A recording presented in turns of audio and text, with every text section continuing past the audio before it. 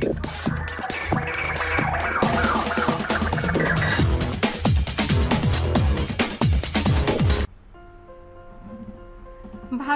আশ্রয় নেওয়া বাংলাদেশের সাবেক প্রধানমন্ত্রী শেখ হাসিনার অবস্থান ও কার্যক্রম নিয়ে সাম্প্রতিক সময়ে উভয় দেশের মধ্যে উত্তেজনা বৃদ্ধি পেয়েছে। গত 5 আগস্ট ছাত্র জনতার গণ অভ্যুত্থানের মুখে প্রধানমন্ত্রীর পদত্যাগ করে শেখ হাসিনা ভারতে পালিয়ে যান। ভারতের পররাষ্ট্র মন্ত্রণালয়ের মুখপাত্র রণধীর জয়সওয়াল নিশ্চিত করেছেন যে তিনি বর্তমানে দিল্লিতে অবস্থান করছেন। ভারতে অবস্থানকালে শেখ হাসিনা ধারাবাহিকভাবে রাজনৈতিক বক্তব্য ও বিবৃতি প্রদান করছেন, যা বাংলাদেশ সরকার ভালো চোখে দেখছে না।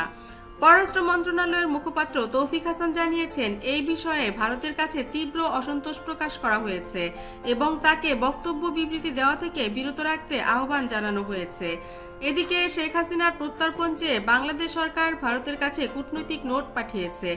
ভারতের পররাষ্ট্র মন্ত্রণালয়ের মুখপাত্র রণধীর জয়সওয়াল এই তথ্য নিশ্চিত করলেও এই বিষয়ে কোনো মন্তব্য করতে রাজি হননি। ভারতীয় সংবাদ মাধ্যমের প্রতিবেদনে জানা যায়, শেখ হাসিনা দিল্লি লুটিয়েন্স বাংলো জোনের একটি বাড়িতে কঠোর নিরাপত্তার মধ্যে বসবাস করছেন। সেখানে তার নিরাপত্তায় সার্বক্ষণিক সাদা পোশাকে নিরাপত্তা কর্মীরা নিয়োজিত রয়েছে।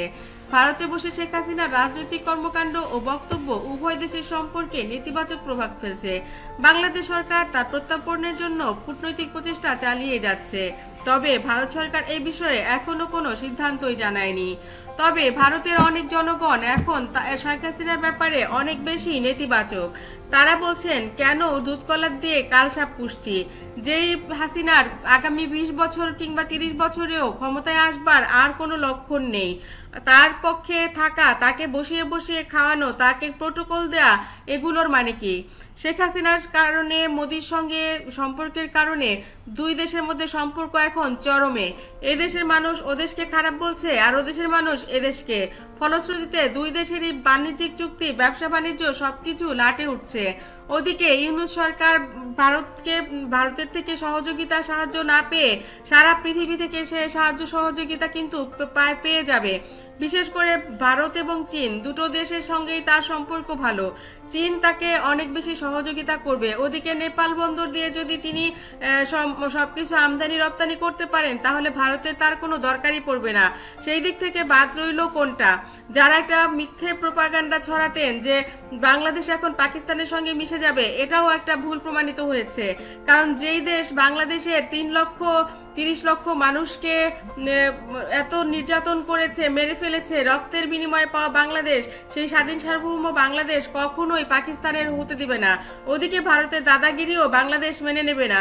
তারা যেহেতু স্বাধীন, তারা স্বাধীনভাবে ছোট্ট দেশ হলেও চেষ্টা করবে নিজেদের মতো করে মান সম্মান নিয়ে বেঁচে থাকার। এটাই তো একটা স্বাধীন রাষ্ট্রের বৈশিষ্ট্য। তো সেই দিক থেকে ইউনূসকেও কেউ খারাপ বলতে পারছে না।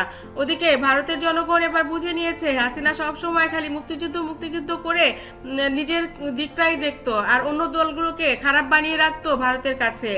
ভারতের যে যুদ্ধ সম্পর্কে ভারতের যে দয়া দান কিংবা সহযোগিতা, এর কোনোটাই ইউনূস সরকার অস্বীকার করে না। ডক্টর মোহাম্মদ ইউনূস বলেন, সবকিছুই ঠিক আছে, কিন্তু সারা জীবন শুধু একই কথা বলা, এটা আমি পছন্দই করি না।